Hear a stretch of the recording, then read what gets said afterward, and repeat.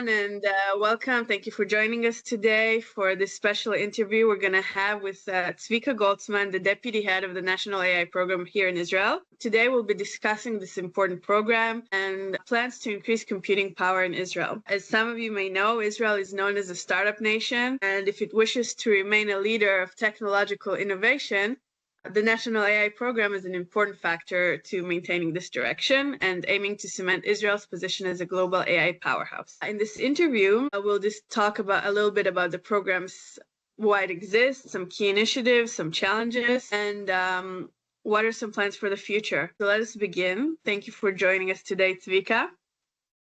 Hi, thank you for having me, Talia.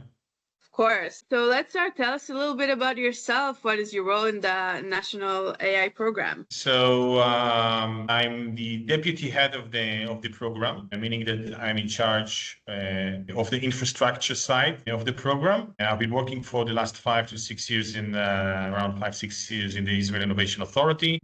Until recently, I've been acting VP, the acting growth VP of the Israel Innovation Authority. And from, let's say, the beginning of the year, I'm in the National AI Program. And why do we even need a National AI Program? What's the vision for this program?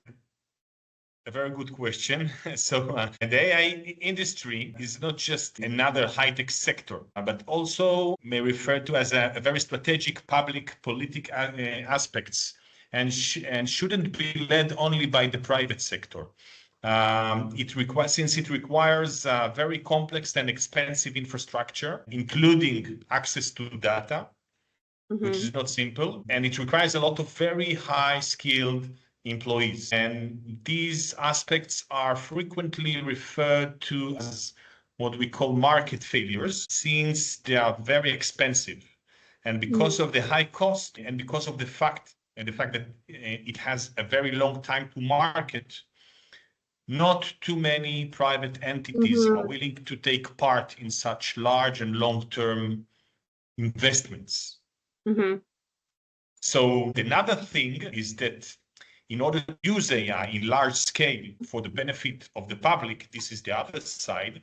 So there's a need to synchronize between many ministries and public entities. And these are actually the main reasons why do we need such a program. Okay. And what are some of the objectives for the program? What do you hope to achieve?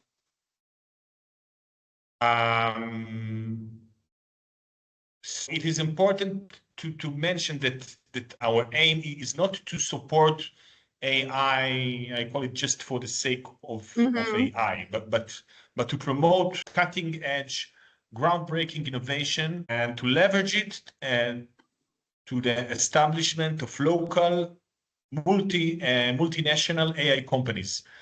The idea is to capitalize on Israel's entrepreneurial spirit and multidisciplinary collaboration and the local innovation culture, and to aim to leverage the AI for societal and economic gains, if I'm trying to summarize things.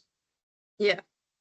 That's a really important distinction, especially, when discussing AI that's like everywhere today. The reason we started thinking about this interview is because we discussed an upcoming call for proposals you're going to have for computer power suppliers. Can you tell us a little bit more about this program and what you hope to achieve through it? We'll actually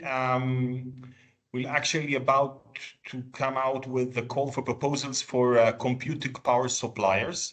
If we'll mentioning a little bit the background. So in recent years, we have witnessed a surge in computational power needed to train cutting-edge AI models.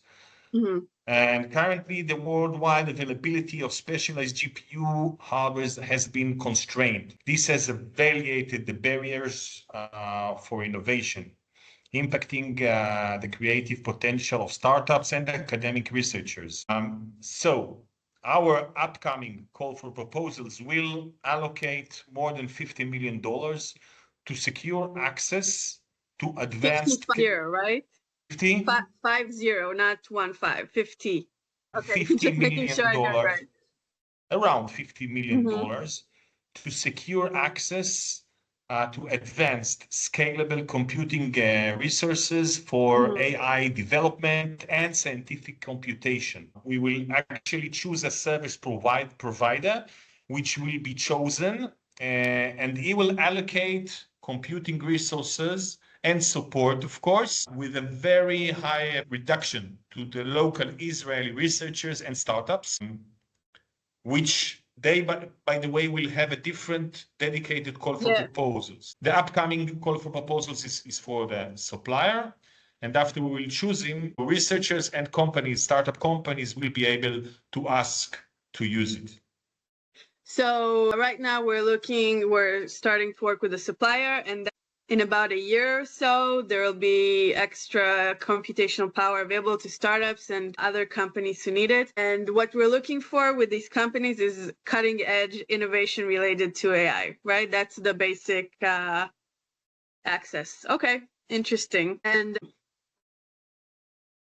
what are the future plans for expanding availability of computing resources for AI development in Israel? Yeah, so there are few ideas. By the way, in a short time, we will publish our strategy paper, which you will be able to find on our site. So you will be able to read about the entire strategy. But if we're looking, I don't know, for the upcoming month, so the first of all is taking care of the lack of relevant human capital and enabling local startup companies and researchers accessibility, not only to the AI cloud, which we just mentioned, but also for an HPC, for a scientific HPC. What we call high power scientific computer. Yeah. Sounds really interesting. And when is that, do you think, will be available? Hopefully also in about a year, researchers and companies will be able to ask, of course, using another call for proposals, to use high power computing scientific HPC for their needs. By the way, startups or the companies targeted in this case are a little bit different than the ones of we know in the AI. These are not usually these are not software companies. Okay. But companies who are developing cutting-edge complex technology from other fields using the high-power computer for their needs. Okay. It's an important distinction. What advice, if any, would you give startups who are looking to leverage resources provided by the Israeli Innovation Authority and the National AI Program? Okay, so please pay attention to the fact that we mainly in the program take care of the infrastructure, but after we take care of the infrastructure, we use it in the other programs and tools of the Israel Innovation Authority. So my first advice will be to use the traditional Israel Innovation Authority's programs, which support innovative R&D. Okay.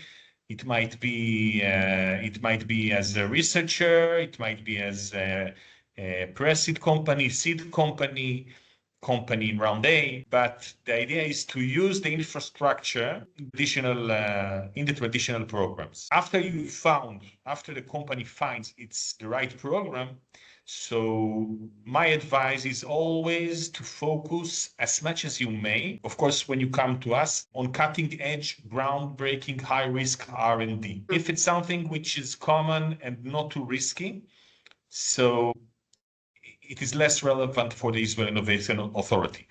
It is very important to understand that we, as in the IIA, we are a complementary to VCs, that we invest.